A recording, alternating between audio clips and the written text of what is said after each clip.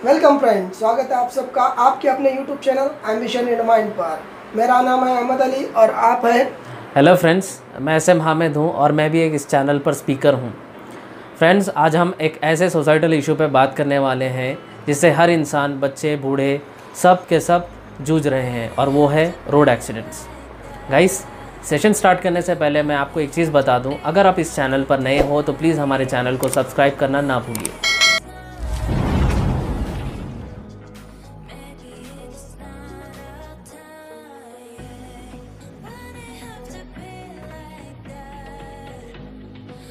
साथ ही साथ, जैसा कि मैंने पहले बताया, 3 चीज़ों से एक्सीडेंट्स हो सकते हैं। जैसा कि पहले मैं बोला, ह्यूमन एरर, दूसरा है रोड कंडीशन, रोड एनवायरनमेंट। तो आप सब जानते हैं, बखूबी जानते हैं कि इंडिया में रोड्स की कंडीशन कैसी है।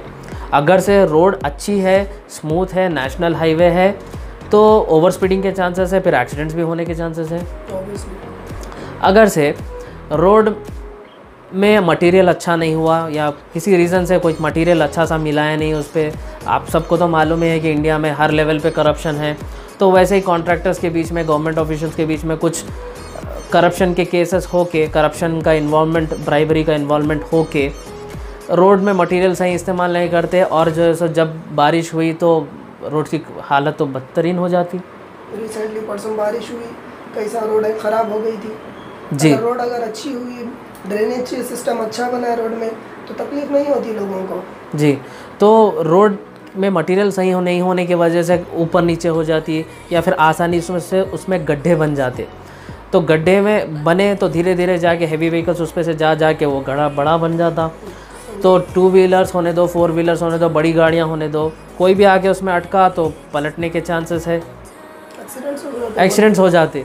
तो इन सब चीज़ों से क्या है, रोड की कंडीशन भी कहीं ना कहीं इन एक्सीडेंट्स की जिम्मेदार है। और साथ ही साथ, अगर से मौसम ख़राब रहा, तेज़ बारिश हो गई या फिर शबनम ज़्यादा हो गया, तो विजिबिलिटी कम हो जाती। विजिबिलिटी कम होने की वजह से क्या है, 4 व्हीलर्स वाले तो चलो फॉग लैंप्स लगा के चला सकते, मगर 2 व्हीलर्स वाले कैसा करेंगे। विजिबिलिटी उनकी एकदम ज़ीरो हो जाती है और बस जाके डैश कर देते, कहीं ना कहीं पेड़ होने दो या किसी चलते हुए आदमी को। एक एग्जांपल मेरे को याद आ रहा है इस चीज़ पर। हमारे दिल्ली में, जो कि नेशनल कैपिटल है, उसमें पोल्यूशन की इतनी प्रॉब्लम है, एयर पोल्यूशन की, कि हर साल इतना स्मोक, पोल्यूशन, धुआं इतना रहता कि लोगों को वहाँ की हेल्थ प्रॉब्लम्स आ जाते, रेस्पिरेटरी प्रॉब्लम्स आ जाते, सांस लेने में तकलीफ़, एंग्जाइटी, ये सब चीज़ें, ये प्रॉब्लम्स आ जाते हैं उनको, वो पोल्यूशन की वजह से।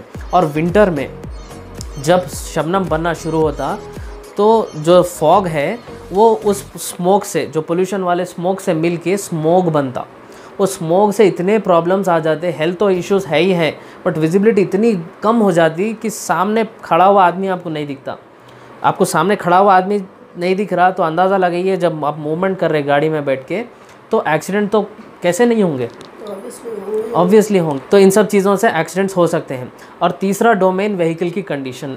व्हीकल की कंडीशन से मुराद ये है कि ओवरलोडिंग जब आप करेंगे, या तो आपकी ट्रक हो या फिर 2 व्हीलर हो या 3 व्हीलर या 4 व्हीलर, कुछ भी हो, ओवरलोडिंग करेंगे तो सीधी सी बात है, कुछ भी आगे पीछे हो गया रोड पे या फिर आपकी गाड़ी से या फिर किसी की गलती से, तो पलटने के चांसेस है। और वो ओवरलोडिंग से अगर से रोड की कंडीशंस ख़राब रही, या फिर उसमें गड्ढे हैं, या फिर कोई सामने से कट मार के निकल गया, तो सबसे पहले तो ये ओवरलोडिंग वाले व्हीकल्स ही अपना बैलेंस खो देंगे और पलट के गिर जाएंगे, तो फिर आजू बाजू की गाड़ियों का भी नुकसान होगा। फ्रेंड्स, यहाँ पे मैं अपना एक लाइफ का एग्जांपल शेयर करना चाहूँगा। कार या जीप का जो स्टीयरिंग होता है वो तो एकदम मक्खन की तरह स्मूथ होता है। आजकल पावर स्टीयरिंग वालों की जो कार्स है, स्मूथ होता है, मगर जो ट्रांसपोर्ट करने वाले, जो कार्गो या फिर जो बड़े बड़े ट्रक्स होते हैं, उनका तो व्हीकल्स बहुत हार्ड रहता। फ्रेंड्स, जो 4 व्हीलर, जो छोटा सा ट्रांसपोर्ट व्हीकल है, उसको चलाने का मेरे को मौका मिला था। तो मैं जब चलाया तो इतना हार्ड स्टीयरिंग था, इससे आप अंदाज़ा लगाइए कि इससे बड़े बड़े व्हीकल्स, 16 टायर वाले, 20 टायर वाले जो बड़े बड़े व्हीकल्स है, जो फुल्ली लोडेड है, ओवरलोडेड है, जब वो एक हिल पे चढ़ रहे हैं, चढ़ाव पे चढ़ रहे हैं, तो अंदाज़ा लगाइए उसका स्टीयरिंग कितना हार्ड होगा।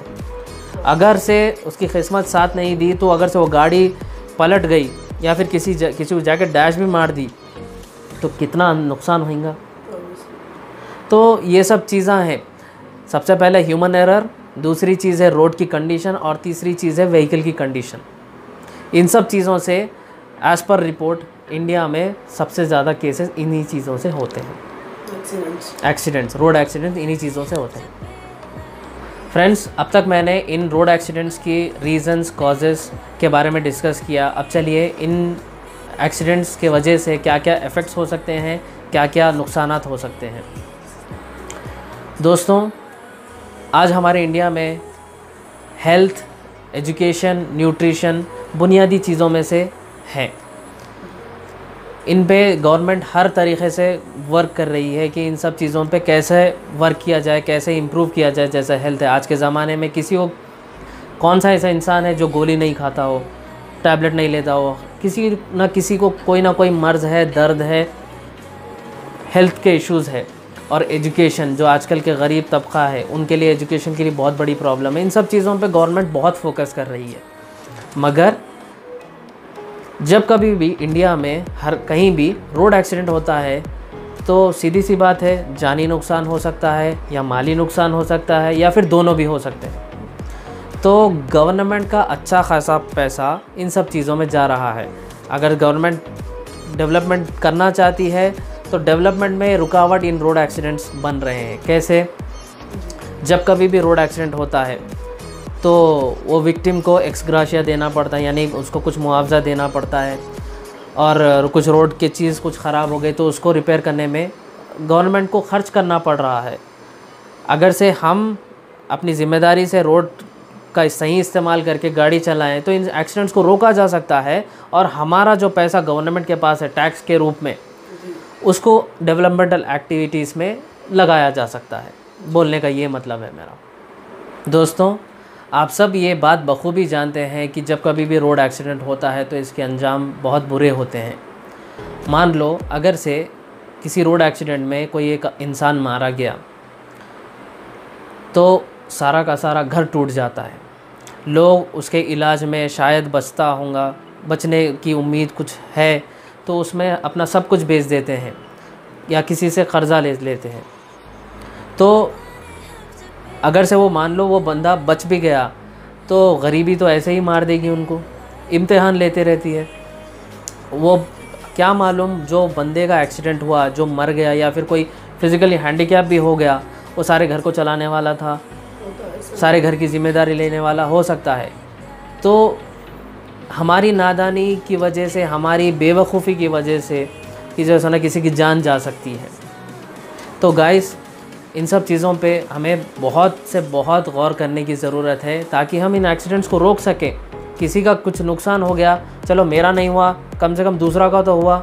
आप मदद तो नहीं कर सकते, मतलब कम से कम उसका बुरा तो मत चाहो जी। ये बात सबको गौर करने की ज़रूरत है। तो फ्रेंड्स मैंने अब तक इन एक्सीडेंट्स के कॉजेस, रीज़न्स और इफ़ेक्ट्स के बारे में बताया। और चलिए अब जानते हैं इन प्रॉब्लम्स का सॉल्यूशंस कैसे निकाला जाए और कैसे इन चीज़ों पे काम किया जाए जी। सबसे पहले गाइस, अगर से आपके पास ड्राइविंग लाइसेंस है, पूरे डॉक्यूमेंट्स है, तो ही आप गाड़ी चलाइए एज़ पर रूल। क्योंकि गवर्नमेंट जितने रूल्स लेके आती है सब पब्लिक की भलाई के लिए हैं। अगर से आपके पास वैलिड डॉक्यूमेंट्स नहीं है तो आप, अगर मान लो अगर से आपकी गाड़ी का इंश्योरेंस नहीं है, अगर से आपका एक्सीडेंट हो गया तो कौन मुआवजा देगा आपको?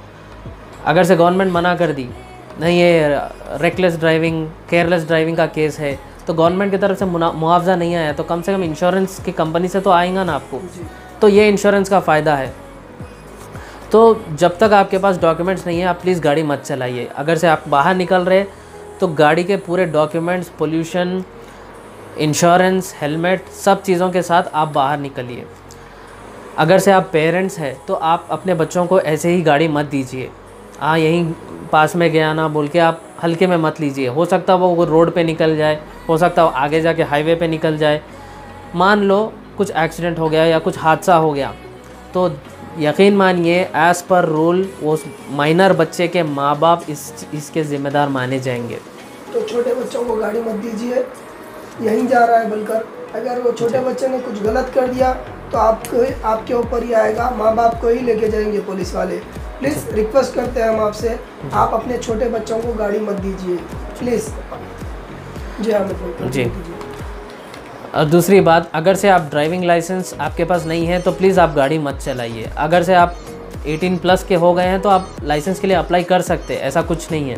अगर सर आप 18+ है, लाइसेंस निकालना चाह रहे हैं तो मेहरबानी करके करप्शन को ना बोलिए। बिना पैसे दिए एज़ पर रूल जो भी प्रोसीजर है आप फॉलो करिए, लाइसेंस आपके हाथ में होगा। क्योंकि गवर्नमेंट इतने सारे लॉस लेके आई करप्शन को रोकने के लिए, अगर से आप खुद पैसे दे के उस करप्शन को बढ़ावा दे रहे हैं तो मान आप कैसे करप्शन कम होगा। भाई मैंने देखा है, मैंने खुद जब ड्राइविंग लाइसेंस के लिए टेस्ट के लिए गया था, देखो ऑब्वियसली पर्सनली बोलता हूँ आप लोग को, जब भी आप ड्राइविंग लाइसेंस कब बनाने जाते हो, जब आपके पास जैसे आपको गाड़ी चलाना आ गया तभी जाते हो ना ड्राइविंग लाइसेंस बनाने। बिल्कुल। ड्राइविंग लाइसेंस में होता क्या है, एक छोटा सा टेस्ट होता है जो KBC में ABCD सेलेक्ट करना है वैसे ही सेलेक्ट करना है। जैसे कि हम सबको पता है रेड सिग्नल मतलब कि स्टॉप, वहाँ पे पूछता है कौन से सिग्नल पे स्टॉप होना है, रेड सिग्नल क्लिक करो आप पास हो जाओगे। ऐसे ही सिंपल क्वेश्चंस होते हैं, आप थोड़ा सा पढ़ लीजिए, एक बार पढ़ लेके तो आप पास हो जाओगे वो टेस्ट में। और ड्राइविंग यूँ नॉर्मली एक सर्कल बनाना होता है, उसमें आप इजीली पास हो जाओगे। तो करप्शन को बढ़ावा मत दीजिए, किसी को पैसे मत खिलाइए, किसी को घूस मत खिलाइए, आप इजीली जाके टेस्ट देके पास हो सकते हो प्लीज़। और अगर आप करप्शन के बारे में और जानना चाहते हो तो प्लीज़ आई बटन को क्लिक करके हमारा करप्शन वाला वीडियो देखिए जी। Please continue. तो फ्रेंड्स, अगर से लाइसेंस के मामले में हो या फिर कुछ भी RTA का वर्क हो तो बिना पैसे दिए काम हो जा रहा है तो फिर करप्शन करना क्यों, किसी को घूस रिश्वत देना क्यों, मेरा बोलने का ये मतलब है। दूसरी चीज़, दूसरा सॉल्यूशन, आप जब कभी भी गाड़ी चला रहे हो तो लेन डिसिप्लिन फॉलो करें। एक लेन में अगर से आप जा रहे हैं, रोड के ऊपर बाज़ाब्ता लाइंस होते हैं, वाइट कलर के लाइंस होते हैं, तो जो लेन में आप जा रहे हो उसी लेन को आप फॉलो करें। अगर से आप बिना रूल फॉलो करें, बिना लेन डिसिप्लिन फॉलो करें आप डाइवर्ट होते गए तो पीछे वाले कंफ्यूज हो जाएंगे, फिर वैसे ही रोड एक्सीडेंट्स वाले सीन फिर वापस देखने को मिलेंगे। तो ये लेन डिसिप्लिन हमेशा फॉलो करें। हाँ, अगर से आप लेन डिसिप्लिन फॉलो कर रहे हैं, लेन में चल रहे हैं बराबर, आपको कुछ ज़रूरत आ गई, अर्जेंट रोकना है आपको, तो आप इंडिकेटर का इस्तेमाल करें, हाथ बता के जो है सो साइड में लेके आप जो करना है फिर करें वो। तो लेन डिसिप्लिन बहुत ज़रूरी है। एक और बात, जो हैदराबाद के सराउंडिंग में जो नेहरू आउटर रिंग रोड है उस पर एक स्पीड लिमिट लिखी हुई होती है जो बाजू में रोड के साइड में, मगर उसको शायद ही कोई फॉलो करता होगा। लेन डिसिप्लिन हालांकि 4 लेन, 1 साइडेड 4 लेन है एक साइड में और 4 लेन्स है, तो उसमें 2 लेन ट्रक्स के लिए है, 2 लेन नॉर्मल कार्स के लिए है। मगर उसमें मैं अपने आंखों से देखा कि ट्रक वाले लेन में कार वाला चला रहा है और कार वाले लेन में ट्रक वाला चला रहा है। और अगर किसी को लेन क्रॉस भी करना है तो एकदम लापरवाह होकर एकदम निकल जा रहे हैं वो लोग। तो आप बताइए एक्सीडेंट्स कैसे थम सकते हैं। इसलिए लेन डिसिप्लिन फॉलो करना हम सब के लिए बहुत ही ज़रूरी है जी। तो फ्रेंड्स, मैं तीसरा सॉल्यूशन प्रेजेंट करना चाहूँगा। जब कभी भी आप सिग्नल पे पहुँचने वाले हैं तो अगर से मान लो उस जगह पे अगर से ग्रीन सिग्नल पड़ा हुआ है बहुत देर से, तो आप ये मत सोच के चलिए कि जो है सो मैं निकल जाऊँगा। हो सकता है उसी टाइम पे जब आप पहुँचेंगे उसके करीब तो रेड सिग्नल पड़ जाए। इसका सिंपल सा एक प्रोसीजर मैं बताना चाहूँगा हमारे व्यूवर्स को। जब कभी भी ग्रीन सिग्नल बहुत देर से पड़ा हुआ है तो जब उसके बाद जब रेड सिग्नल जब आएगा सामने आपके, तो उससे पहले कुछ देर के लिए येलो लाइट ब्लिंक होंगी। तो इसका मतलब क्या है कि आपको रुकना है, रेड सिग्नल आने वाला है, अलर्ट होना है आपको और रेड सिग्नल आने वाला है। तो आप मेहरबानी करके जब कभी भी सिग्नल के करीब पहुँचेंगे तो स्लो करिए। ग्रीन सिग्नल पड़ा बोल के मैं तेज़ी से निकल जाऊंगा, अगर से आप ऐसा सोच के निकल रहे तो मान लो उस टाइम पे कोई सामने से गाड़ी आ गई, कोई सरफिरा आ गया सामने, तो फिर आप बखूबी जानते हैं इसका अंजाम क्या हो सकता है। अगर आपकी नादानी से किसी की जान चली जा सकती है तो यकीन मानिए आपकी समझदारी से भी किसी की जान बच सकती है। फ्रेंड्स, हमारे हैदराबाद में आपको रोड के ऊपर ऐसे ऐसे कलाकार मिलेंगे जो रॉन्ग साइड को अपनी ही प्रॉपर्टी समझ के इतनी तेज़ी से गाड़ी चलाते हैं कि पूछो मत। अगर से कोई उनको रोक कर समझाने लगा तो भी उसी के ऊपर भड़क जाते हैं, उसके ऊपर उसी को खरी खोटी सुनाना शुरू कर देते। फिर अगर से चालान पड़ने का डर है उनको, चालान पड़ने के डर से क्या करते हैं वो लोग, या तो नंबर प्लेट को छुपा देते या फिर नंबर प्लेट को तोड़ देते। उससे याद है हमें जी, मुझे मैंने देखा है कहीं जाते से टाइम तो रास्ते में एक लड़के ने ऐसे ही नंबर छुपा दिया था, नंबर प्लेट के ऊपर कुछ चिपका दिया था, कुछ टेप वगैरह कुछ चिपका दिया। पुलिस वालों ने उसे चेकिंग के टाइम पे रोक लिया। वो पुलिस वाले के पैर पड़ रहा है, पैर पड़ के बोल रहा है मुझे माफ़ कर दो, मुझे माफ़ कर दो, छोड़ दो, नहीं करूँगा अगली बार से। पुलिस वाला नहीं मान रहा। मैं एक बात बताता हूँ आपको, बेसिकली आपके पास लाइसेंस है नहीं है क्या है कहाँ से पता चलेगा पुलिस वाले को। आप अगर हेलमेट पहनोगे तो पुलिस वाला मैक्सिममली आपको नहीं रोकेगा। हेलमेट क्यों पहनने को कहते हैं, जब सपोज आपका एक्सीडेंट हुआ तो ब्रेन डैमेज होने के चांसेस ज़्यादा होते हैं, इसलिए हेलमेट को बहुत इंपॉर्टेंस दिया जाता है। आप सिर्फ हेलमेट के लिए सब ड्राइविंग लाइसेंस, इंश्योरेंस, पोल्यूशन सब है आपके पास, सिर्फ एक हेलमेट के लिए आप नंबर प्लेट को छिपा ले रहे और जाके आप जैसे पुलिस वाले के सामने हाथ जोड़ रहे हो, पैर पड़ रहे हो।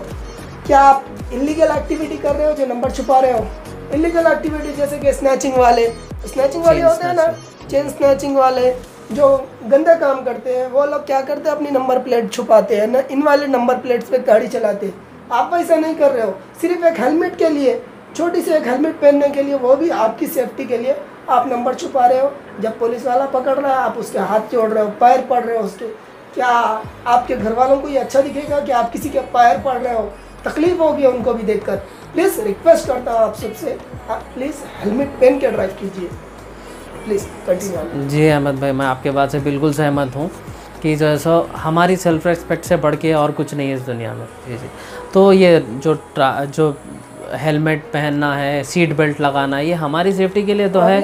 अगर से किसी ने हम एक्सीडेंट नहीं भी किए तो सामने वाला आके हमको डैश भी किया तो हमारा सर डैमेज नहीं होना, या फिर हम कार में बैठे तो हमारा कुछ नहीं होना, कुछ नुकसान नहीं होना बोल के, इसीलिए तो सीट बेल्ट, हेलमेट पहनना बोल के गवर्नमेंट बार बार, पुलिस डिपार्टमेंट बार बार बोलते रहता है। ये इन सब चीज़ों पे सबको चाहिए कि इस पर अमल करें, गौर करें, और जो नहीं पहन रहा और उसको भी जाके बोले।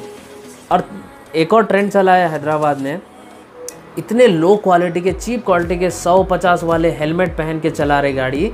वो हेलमेट की कुछ स्ट्रेंथ नहीं है, उसको आप नीचे से ज़मीन पे सब पटके तो 4 टुकड़े हो जाता वो मट्टी का हंडा होता है ना, वैसे ही टाइप का होता है, पटकेंगे टूट जाता वो। हमेशा अगर से आप हेलमेट ख़रीद रहे या कोई अच्छी चीज़ ख़रीद रहे तो ISI मार्क वाला ही हेलमेट ख़रीदिए। क्या है, वो गवर्नमेंट की तरफ से टेस्टेड है और रिलायबल है, भरोसा कर सकते हैं आप उन चीज़ों पे। एक्सीडेंट से आपका दिमाग को डैमेज नहीं होना, जब आप नीचे गिरोगे तो आपके दिमाग को मार नहीं लगना, खून ब्लड क्लॉट नहीं आना, दिमाग से फट के मर नहीं जाना, बल्कि हेलमेट लगाते। हम अगर लोकलिटी का हेलमेट पहनेंगे या हेलमेट नहीं पहनेंगे तो एक्सीडेंट में गिर के मरने के चांसेस ज़्यादा है। प्लीज़ हेलमेट पहनिए और अच्छा वाला क्वालिटी वाला हेलमेट पहनिए जो ISI का मार्क रहेगा, जैसे हामिद भाई ने कहा है। जी प्लीज़ कंटिन्यू। हमें एक्सीडेंट्स के रिलेटेड मुझे एक बात याद आई, आपसे और हमारे व्यूअर्स से शेयर करना चाहूँगा। ज़्यादातर लोग क्या होते हैं, एक्सीडेंट देखते हैं, देखकर वीडियो बनाना शुरू करते हैं। कोई मदद करने नहीं जा रहा, कोई मदद करने क्यों नहीं जा रहा, बल्कि अगर पूछे तो लोग क्या बोल रहे हैं, अरे नहीं भाई, अगर उसको लेके जाएंगे पुलिस में लेके जाएंगे सर, और पुलिस हॉस्पिटल अगर लेके जाएंगे या एम्बुलेंस को कॉल करेंगे तो पुलिस वाले हमको पूछेंगे कौन है इन्हें, क्या है इन्हें, कहाँ का है इन्हें। ऐसे लोग सवालात होते हैं, लोग डर रहे हैं। मैंने जहाँ तक का सुना है कि कुछ लॉ है उसके लिए, और मेरी जहाँ तक की नॉलेज है, अगर कोई गिर गया, बेहोश भी हो गया, उसका पल्स चेक करना चाहिए। अंगूठे से नहीं, उंगली से पकड़ के ऐसा यहाँ पर हाथ पे रख के पल्स चेक करना चाहिए और गर्दन पे हाथ रख के पल्स चेक करना चाहिए। अगर पल्स चल रहा है उसे लेके जाके जल्द से जल्द हॉस्पिटल में एडमिट करना चाहिए, क्योंकि एक्सीडेंट के बाद का फर्स्ट आवर गोल्डन आवर होता है। वो घंटे में, वो 1 आवर में अगर लेके जाके हॉस्पिटल में एडमिट किए तो ज़्यादातर लोग की जानें बच सकती है, और कई लोग की जानें बच चुकी है। हामिद भाई, ये लॉ के बारे में प्लीज़ आप हमारे व्यूअर्स को बोलिए प्लीज़। जी जी जी ज़रूर। गाइस, सुप्रीम कोर्ट का ऑर्डर भी एक है और उसी के बाद में एक लॉ भी आया है जिसका नाम गुड समैरिटन लॉ है।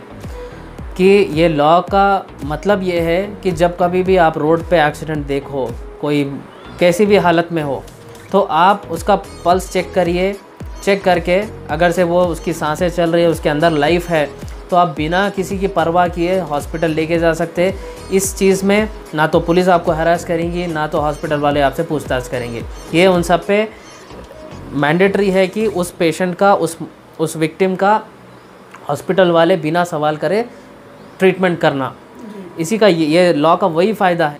और ऊपर से पुलिस डिपार्टमेंट आपको इनाम भी देगा और आपकी तारीफ भी करेगा कि जैसा ना आप पब्लिक में एक म्यूट स्पेक्टेटर की तरह नहीं थे, आप चुपचाप नहीं देख रहे थे, आप वीडियो नहीं बना रहे थे, आप रिएक्ट करें, आप ही असली हीरो हो बोल के पुलिस डिपार्टमेंट जो है आपकी तारीफ़ करेगा, आपको जो है एक रोल मॉडल की तरह पब्लिक के सामने प्रेजेंट करेगा।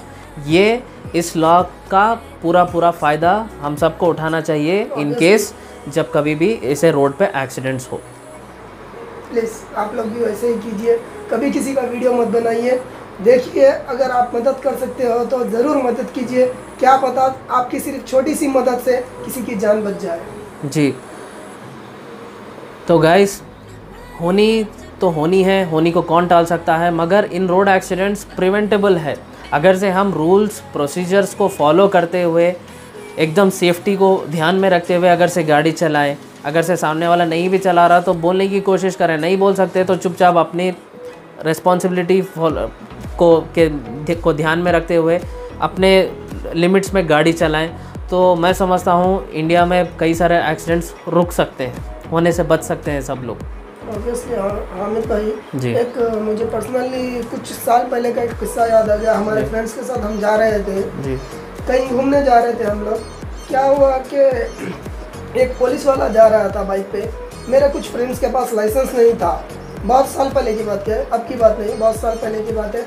हम लोग जा रहे थे, कुछ फ्रेंड्स के पास लाइसेंस नहीं थे। पुलिस वाले को देख कर डर के वो लोग ने बाइक भगाना शुरू किया। किसी को जाके डैश नहीं करे, एक दूसरे की बाइकों को डैश कर लिए।